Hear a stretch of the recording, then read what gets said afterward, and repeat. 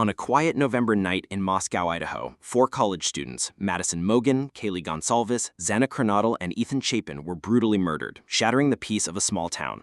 The horror was immediate, but the hunt for the killer, Bryan Kohberger, would reveal a trail of chilling clues, some so subtle they were almost overlooked.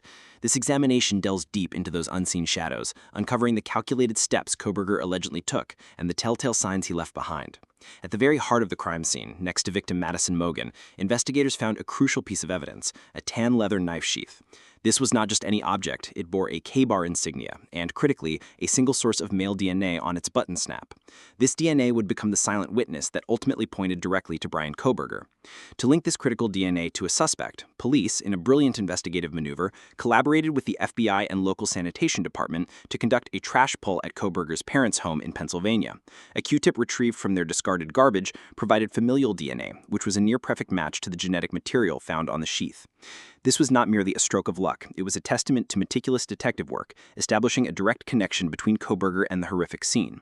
While the focus heavily centered on Kohberger's DNA, court documents also revealed that DNA from 3 unknown individuals was found under Madison Mogen's fingernails. This additional forensic detail adds a layer of complexity to the crime scene, potentially indicating the intensity of the struggle or other factors present, a subtle but significant piece of information often not widely known.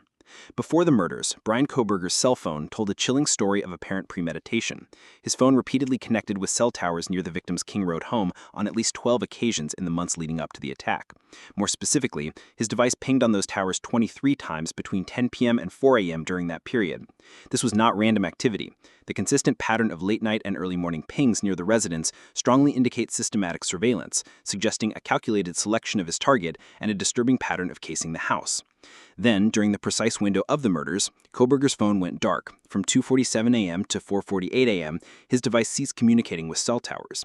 This digital blackout was a clear and deliberate attempt to conceal his whereabouts at the critical moment of the crime, suggesting a pre-planned effort to evade digital tracking. Given his background as a criminology PhD student, this action reflects a conscious application of his knowledge to thwart forensic investigation. A white Hyundai Elantra, registered to Kohberger, was repeatedly seen on surveillance footage near the crime scene, speeding away at approximately 4:20 a.m. Investigators later discovered that he had meticulously cleaned his car, even disassembling parts of the interior, and changed its registration from Pennsylvania, where no front plate is required, to Washington State, which requires front and back plates, just 5 days after the murders. This level of post-crime planning, including the deep cleaning and strategic registration change, demonstrates a deliberate and forensically aware attempt to destroy evidence and hinder identification. It reveals a cold, rational mind at work even after committing heinous acts. One of the most haunting details comes from a surviving roommate, Dylan Mortensen.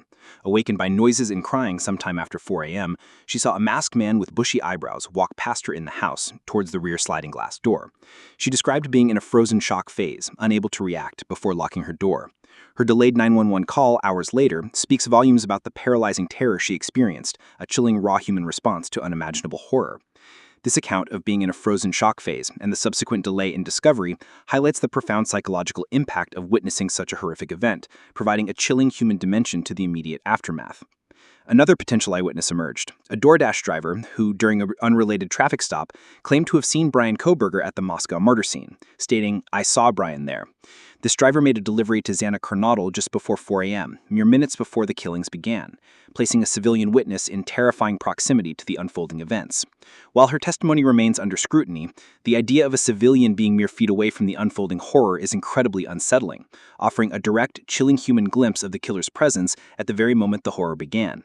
Perhaps the most disturbing clue hinting at Kohberger's motive, or at least his interest, are the alleged Instagram messages. An account believed to be his sent multiple direct messages to one of the female victims in late October, repeatedly saying, "Hey, how are you?" with no response. His now deleted Instagram also followed multiple victims' accounts, and he was even seen at the restaurant where 2 victims worked. This collection of actions, repeated, unreciprocated messages, following multiple victims, and visiting their workplace, suggests a disturbing pattern of pre-crime interest or obsession.